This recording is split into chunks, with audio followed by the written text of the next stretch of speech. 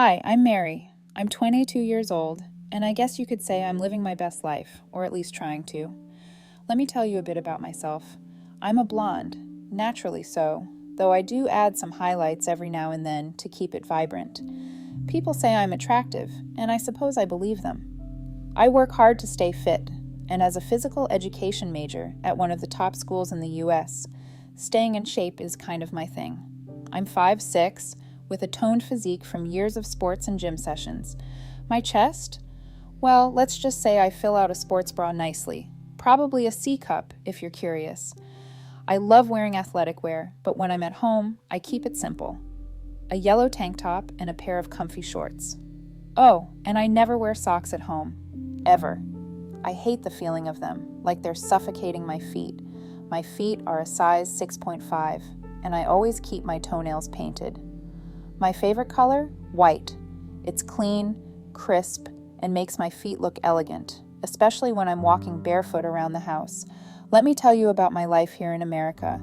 I've lived here my whole life, and right now I'm studying at Stanford University in California. Yeah, the Stanford. It's a dream come true, honestly.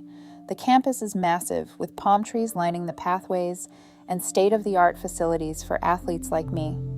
My major, physical education, isn't just about sports. It's about understanding the human body, fitness, and how to inspire others to live healthier lives.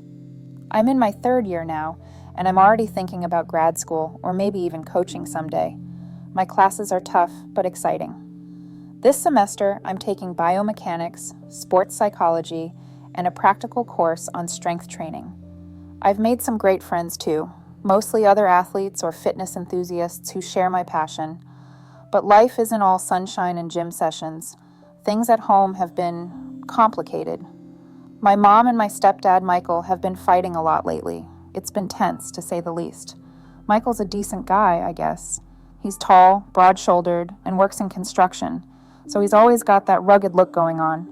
But he and Mom, they clash over everything. Money, work, even small stuff like what to have for dinner. It's exhausting to watch. And then last night, it all came to a head.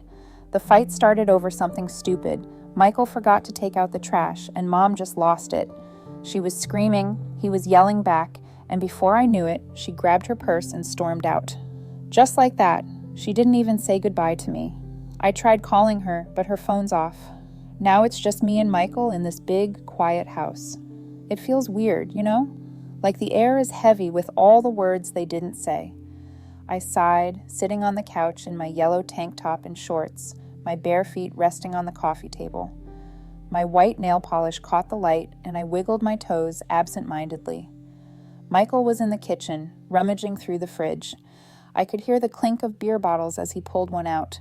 "Want anything, Mary?" he called, his voice gruff but not unkind. "No, I'm good," I replied, glancing over at him. He cracked open the bottle and took a long sip, leaning against the counter. For a moment, neither of us said anything. The silence was awkward, but I didn't know how to break it.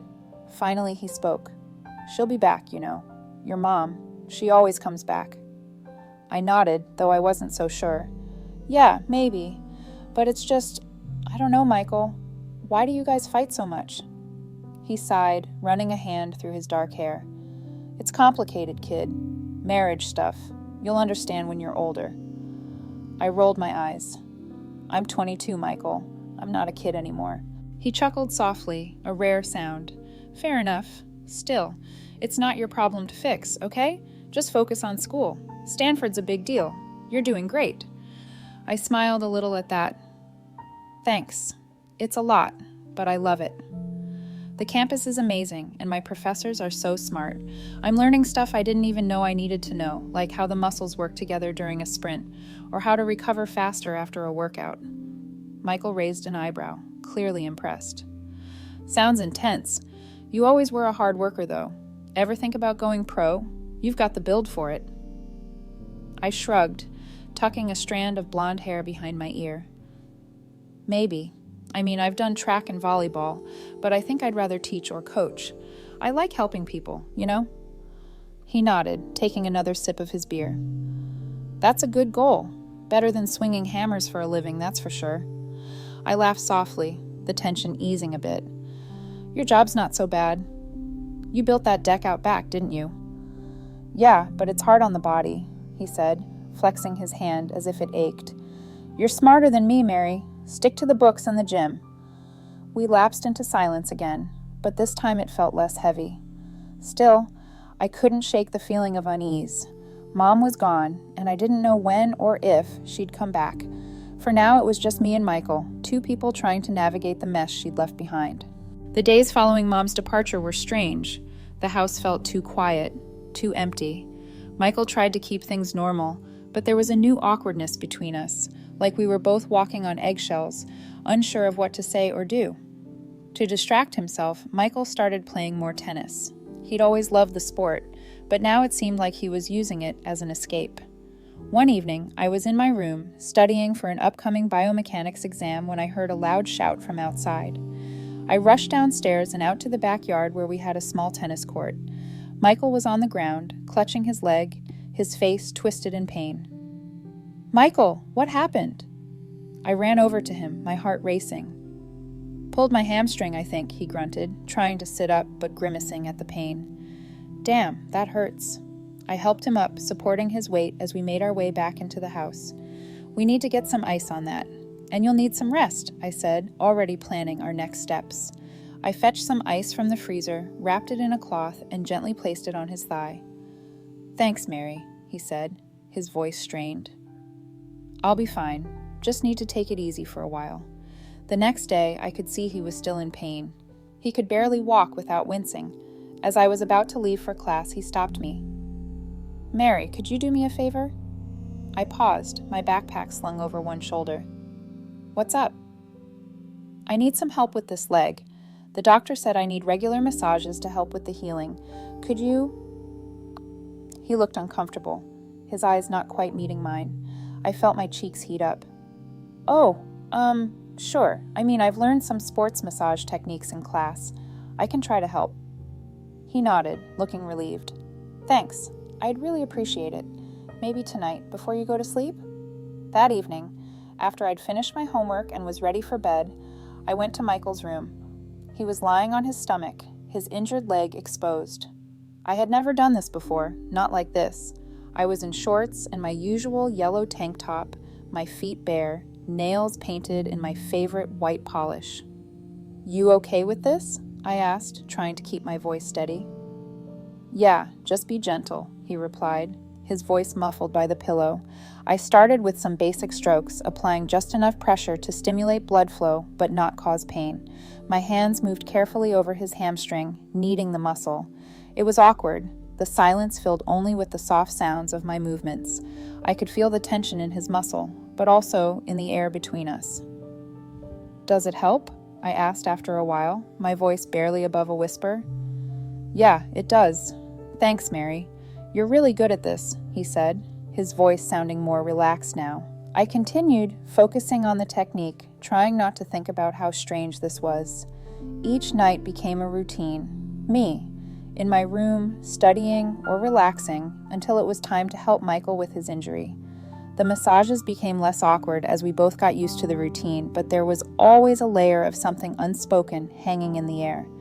One night, as I was finishing up, Michael turned his head to look at me. You know, you could be a professional with those hands. Ever thought about it? I laughed, a bit nervously. Maybe, but I think I'll stick to teaching and coaching. This is just to help you out. He smiled, a rare, genuine smile. I appreciate it.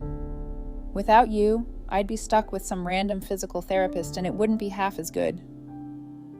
I packed up the oil I'd been using and stood up, stretching my back. Well, I'm glad I can help, but let's hope you don't need it for much longer. Yeah, let's hope, he echoed, his voice carrying a mix of relief and something like regret. As I left his room, I felt a complex swirl of emotions. This wasn't just about healing a hamstring. It was about navigating our new relationship, our new normal without Mom.